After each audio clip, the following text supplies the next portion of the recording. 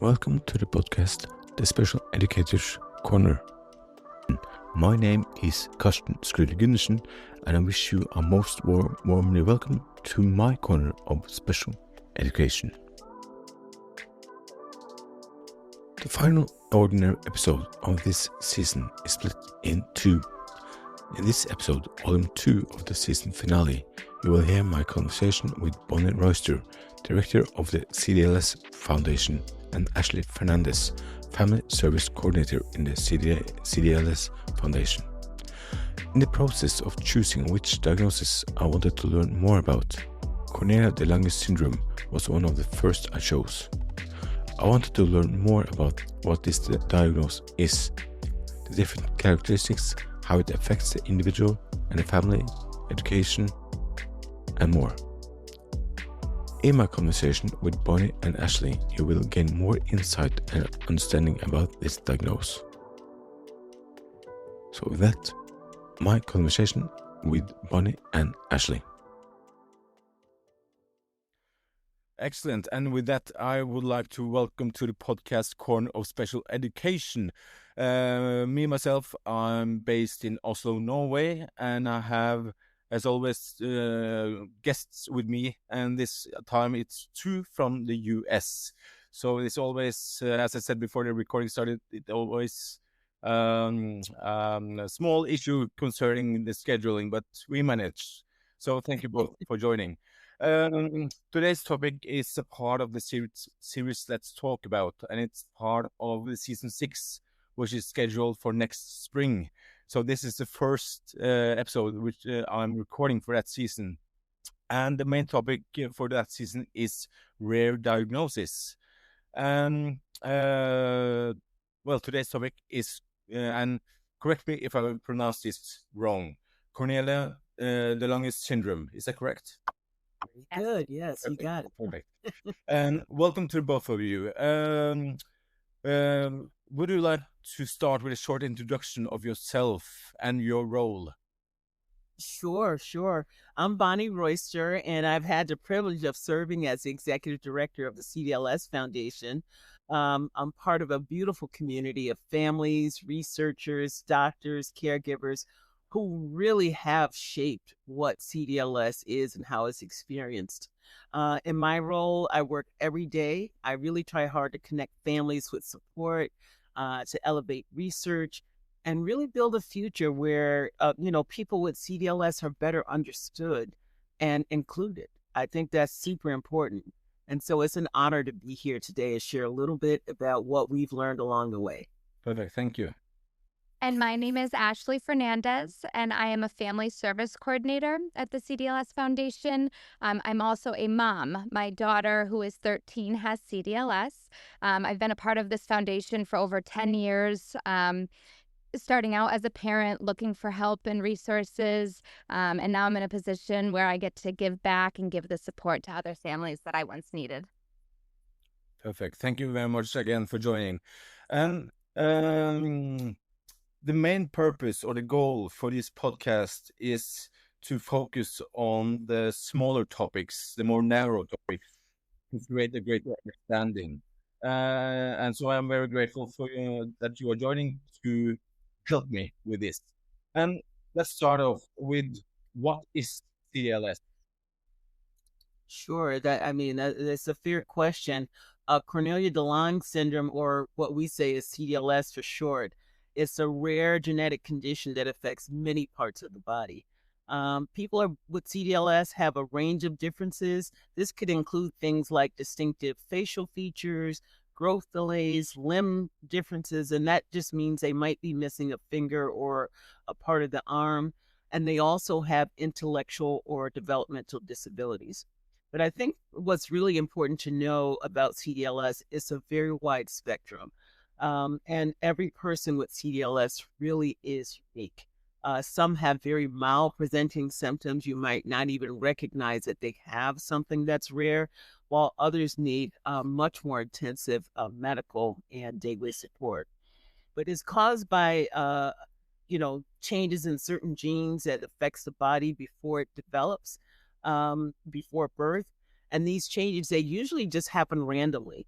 And it's not because of anything the parent did or did not do. And I think that's an important thing for parents to hear. Um, there is no cure yet, but with early care and good support, individuals with CDLS can really live meaningful and happy lives. It's possible. And families impacted by CDLS often describe their child as the light of their life, full of personality, strength, and resilience. And these kids really teach the parent. I really think personally that they are a gift. And since Ashley, you are a family service coordinator and also a mom, so the next question is for you, and feel free to fill in, Bonnie. And what do we know about how it affects the family? It affects everything. So your day-to-day, your relationships, your career, your mental health. There's moments of grief, but also incredible strength. You realize really what matters to build a deeper kind of love and find community in the most unexpected places. The CDLS Foundation has been that for me and many others. Yeah. And I would add that I feel, again, Ashley's a mom. She's directly living the experience. But in talking to so many parents, I feel that their struggle is kind of unseen. It's, family members, even though they love their brother or sister, they don't really know the day-to-day of what it's like having to have a child that's different. Walking into a school system, you see somebody else going to the prom or somebody else having a milestone, and you recognize your child may never have that. And the milestones that are important to them, like maybe the child got potty trained, went to the bathroom on their own for the first time, or they walked for the first time. Most people just take that stuff for granted. They don't. So. And if you are talking about girls and boys, does it affect both genders or? Yes, actually in our community it's roughly a 50-50 split. I think of the people who we know that have CDLS, that we catalog their information at the foundation, I want to say it's about 54% girls, 46% boys. So. And at what age are we able to provide a diagnosis? Well, that's an interesting question because, the diagnosis journey is a big part of having a rare condition. I mean, you would think somebody who might be a little different, they would diagnose it right away at birth. But many parents tell us they've gone many years without realizing that their child even had CDLS. So on average, maybe 5 to 7 years. Okay. But with technology being what it is today, and CDLS is on the panel for genetic testing, many times the parents can find out sooner. So the people who are calling the foundation today, they're usually between birth and 5 years old. Correct. So I can see in my tenure at the foundation that has changed dramatically. And I guess you would say that the sooner the better. Yes. Yeah. The sooner the better, because if you know what you're dealing with, then you can figure out what is the best way to treat the child. Yeah. How can I prepare myself? Yeah, correct. And Ashley, again, back to how it affects the family. It's one thing with the parents, but what about sisters, brothers, siblings? So my oldest, who has CDLS, is 13, and she has a younger sister who is 11. And I would say that it's probably more difficult for siblings, just because as parents, we've done the research and we look into things. And as kids, they don't understand either, why their siblings may look different or why they don't communicate the same way.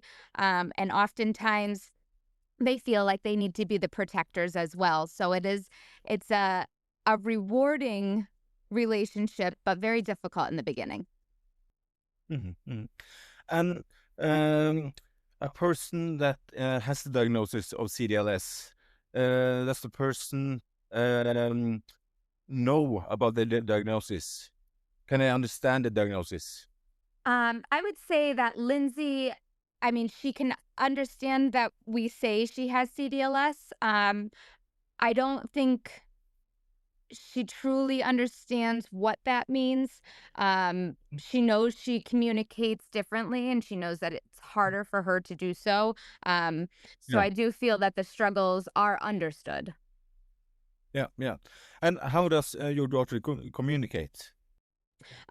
First, she was non-speaking for the first 4 years. She used an AAC device using an app. We learned sign language in the last couple of years with speech therapies and all of the therapies that we do. Repetition is the strongest form of learning, and so every day we're just repeat, and she has come a long way with her words. Perfect, excellent. And as a matter of fact, you mentioned AAC, and the main topic for the season of last autumn, the season 3, was AAC. So it's quite the interesting topic, I must say. But regarding education and learning, what do these children need in kindergarten? Lots of love. They are slower to understand the concepts, and from early on, especially in the United States, kindergarten is something. It begins sit down, stare at the board, and that is not how our kids really understand. So I ended up holding Lindsay back in first grade because she just wasn't there yet. They learn best with repetition, visual supports, structure, communication, just over and over again. Speech, it's, sign language, it is the AACs, it's gestures, it's leading. So many times she would try to tell me something and I would just say, show me. She would take my hand and we would, go wherever she needed to go. Um, I would say behavior is probably the biggest. We have lots of non-compliance, which is not in her best interest because it limits the availability to learn. And so oppositional defiance disorder, ODD, I would say is probably one of the biggest things that we struggle with, just not being available to learn. And also regarding the ability to use her own voice to provide, that's also quite important for everyone, but especially for if you have a kind of diagnosis where communication is difficult, and how do you facilitate that part?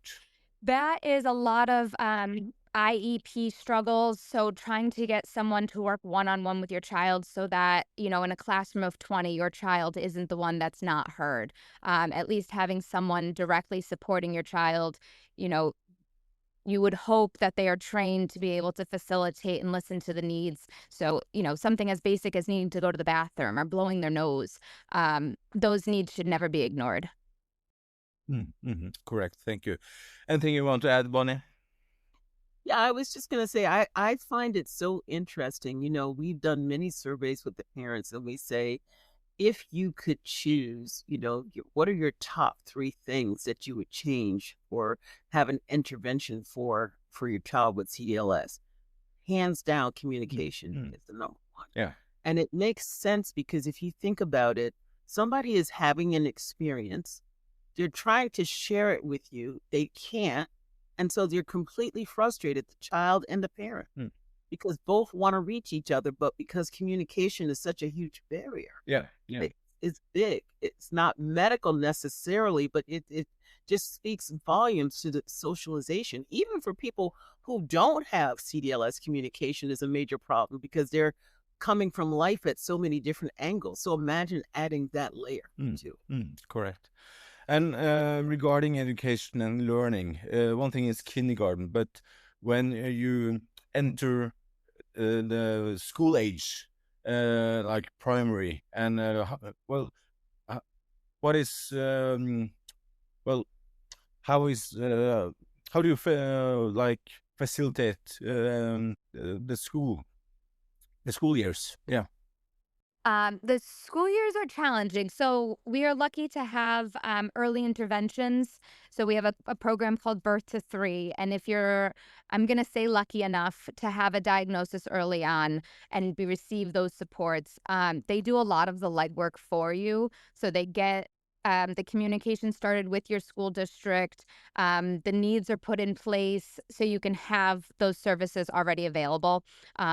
Not having a diagnosis until kindergarten or first grade can be challenging because they could struggle for that entire year not identifying why they're not making the progress they should or the milestones that they should.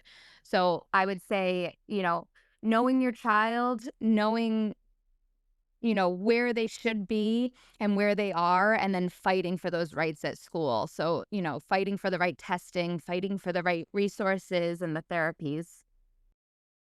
Yeah. And you were talking you had some points regarding how they best learn. Is there anything you want to add to that? I would say as early as you can get into therapies, to add the visual supports, to add the structure, sign language as early on as you can, just to give a different means of communication. No one should be without a voice. Correct.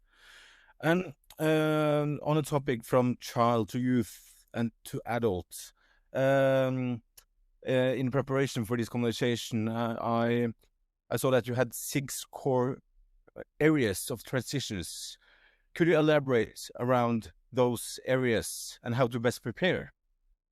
Sure. Yeah, this is, I think, an important topic for our community because every parent gets concerned. There's a structure in place when your child is born until they graduate. And then after they graduate, those services just kind of drop off. And it's like you have to start all over again.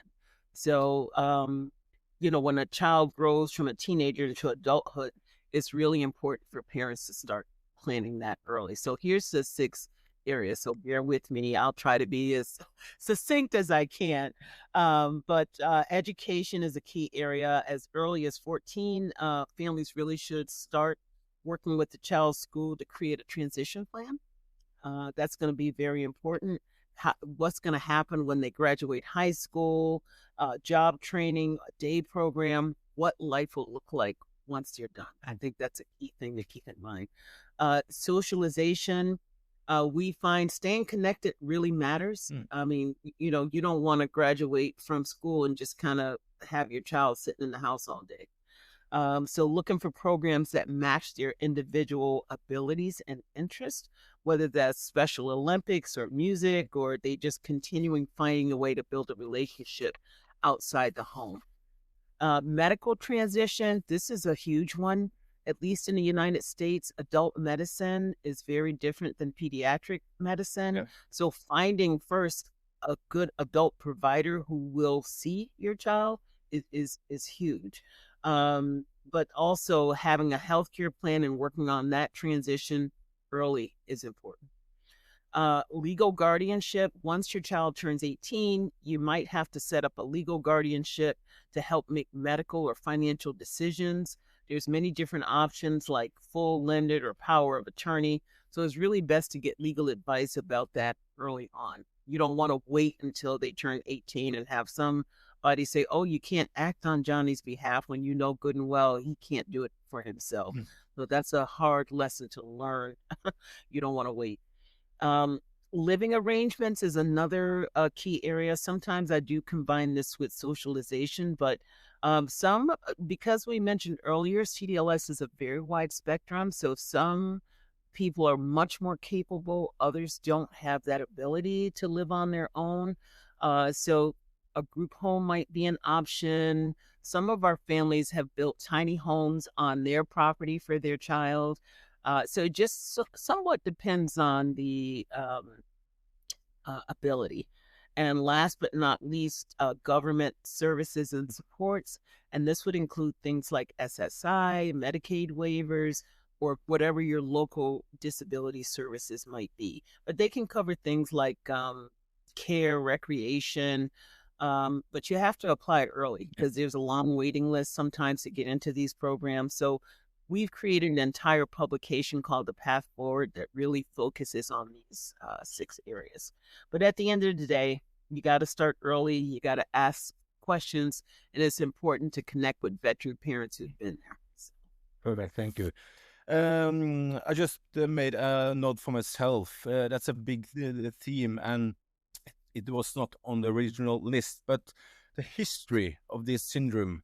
I think we should probably have started with that. With that topic. But would you like to, from both me and the listener of this episode, to just give us a brief look at the history of this syndrome? It's kind of interesting because the woman who founded CDLS was a Dutch pediatrician, and it was named for her, Cornelia de Lange syndrome.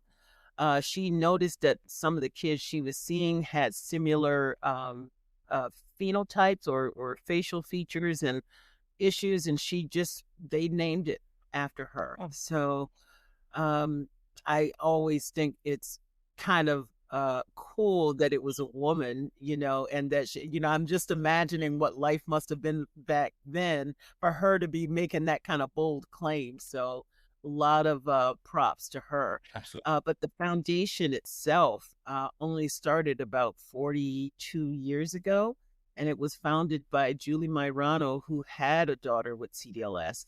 And honestly, I think it speaks volumes to the power of what the community is about, because no one's checking for you, as we would say, in slang. But the moms and the dads, but especially the moms, said, okay, nobody's coming. We're going to form a group. We're going to have our own gatherings. We're going to knock on every door. I mean, the history of our foundation blows me away every time I think about what they had to do to get us to where we are now. Julie told me once that they had written letters to, I want to say, well over 200 doctors to ask for help. But only one doctor answered the call, and it was Dr. Laird Jackson. And he was amazing. I mean, he was our first medical director. So we have a beautiful history of the foundation. Perfect, thank you. And regarding the lifelong perspective of a person with CDLS, what do we know about that? Well, I mean, I would say there's really no one size answer to the life expectancy question, but I will say some individuals with more severe medical issues like heart defects or severe respiratory issues sometimes can have a shortened lifespan. But overall, our kids can live just as long as anyone else. On average, we have the oldest person in our database is about 65. So, okay, yeah. But with early intervention and good care, I think, and better awareness about CDLS, our kids can live productive lives. It's perfect. And I would like to go back to education and learning. Like you said that that they learn using visual tools or visual learning, but do they have any special interests that one can use, like music or I found that Lindsay loves music. And I usually put it in this perspective as my youngest is taking drum lessons, where she is a very good learner and she can listen to direction and follow direction. Lindsay can take no direction and she hears the music. She feels the music. It's a different, they're just drawn to it. And it's a beautiful thing because just to listen to what comes out of them on their own, not scripted. I would say music is definite. Music therapies, really anything with music, just banging pots and pans. Speaking, to the way their brain works a little bit differently is just, it's beautiful to watch. I can imagine, absolutely. And before we enter the final 2 points, do you have anything you want to add that you haven't said at this point? I mean, there's just so much that can be said. We could be here all day. So I think, one thing I will say, after almost 9 years of leading the foundation, I really feel it is, I don't even know how to describe it, but it's almost like sacred work, because people are allowing you into the most vulnerable parts of their life. The struggle they have. I mean, the bond between a mom and a child, I can't even imagine. It's the most sacred. I'm a mom myself. And so having to deal with that and knowing that I'm a part of the care team to help them navigate it, it really means a lot to me. And it's not like a regular job where you go, okay, I got to punch in, I got to do, your heart is involved. And it's difficult to explain that to people who are not in it. Yeah. And a lot of times I get put in situations where I have to take all that passion and that heart stuff and transform it into numbers, metrics, things that people like to hear. I was thinking, Ashley, if you wouldn't mind, both for me and for the listener of this episode, would you take us through a day in the life of your daughter? Yeah, absolutely. So currently, sleep is not an issue. She used to be sleep dependent or codependent. So it was either sleeping with us or me sleeping with her. But the day starts with, I facilitate brushing teeth. We use the bathroom together. Independent tasks for most, but not here. She can pick out her clothes, but it's the wanting to get dressed on her own, which doesn't happen. So it is very much a role that we do together. So from start to finish, she loves to eat. So that is usually an independent task. She can get herself snacks. But the day runs, with me starting it and finishing it. No task really is independent. Correct. Thank you. And we are now at the end of this conversation. We have the 2 final questions left. So, Ashley, what do you want the listener to take home from this conversation? I'd like everyone to know that CDLS is not a one-size-fits-all, and every family deserves to be seen, heard, and supported. The children bring so much joy and strength and perspective. And if you're a parent or caregiver, just know that you're not alone. Trust yourself. Always go with your gut. It's a hard road to walk, but it's a beautiful journey. Thank you. And Bonnie. Well, I first want to thank you for creating the space for the conversation, because more people need to hear what it is to love a person with a rare condition. As Ashley said, CDLS is rare, but the love, the strength, the resilience of the community are anything but rare. For every family who might be navigating a journey like this, like Ashley said, you're not alone. And for every listener learning about CDLS for the first time, thank you so much for taking the time to do that. Awareness of the condition leads to understanding. Understanding leads to action. So we hope that our conversation today will help people feel more compassion and support and curiosity. Don't shy away from a person who is different from you. Learn. So I think that's important.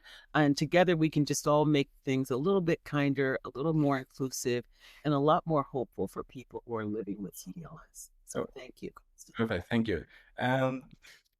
We are at the last point of the day.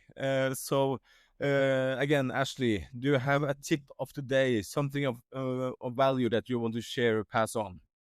Don't be afraid to try something new, whether it's a therapy, a food change, even a new way to communicate. there is no one size fits all. It comes to our kids, you know your child best, and it's okay to follow your instincts, even if it's not what everyone else is doing. Perfect. Thank you. And Bonnie. Yeah, I actually didn't prepare for this question, but one thing that I have always thought is that when you have a child with a rare disease, a lot of times parents think, oh, Johnny can't do this or Johnny can't do that.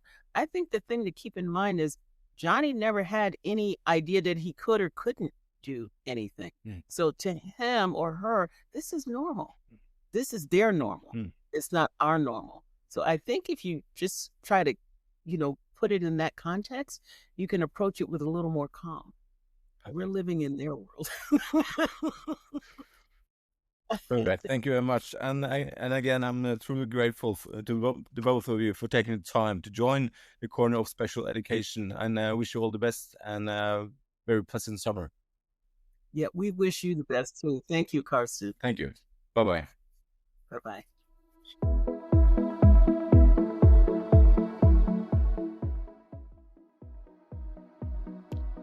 That concludes Volume 2 and the final ordinary episode of this season. But before our ways part, remember to follow the podcast on Spotify or where you listen to podcasts. Also, remember to follow the podcast on Instagram and Facebook. Also, if you want the latest news and posts from the blog, you can sign up to the newsletter from spaceblog.no. If you have any comments or want to get in touch, don't hesitate to send me a PM or email at caution@spaceblog.no. As always, I really appreciate if you rate, share and recommend the podcast. Finally, thank you to all of you who have listened to this episode, and a warm welcome to new listeners and followers.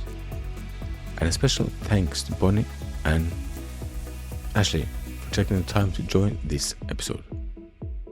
If you'd like to make a voluntary contribution to the podcast and blog, you can find further details in the description of this episode. I hope to meet you again in the next episode of the Special Educators Corner. Until then, take care.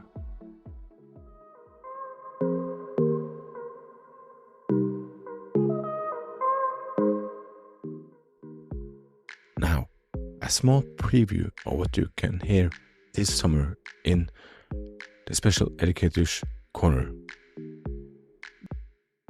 Called uneven profiles in terms of, very socially driven, but yet having difficulties in terms of social relationships. They're cognitive profiles of strengths and taking a Churchill Fellowship focused on how to better support young people with dementia in schools. That is affecting mostly girls, but does affect boys as well. It is a mutation of the MECP2 gene that happens prenatally, but that does not show up until postnatal.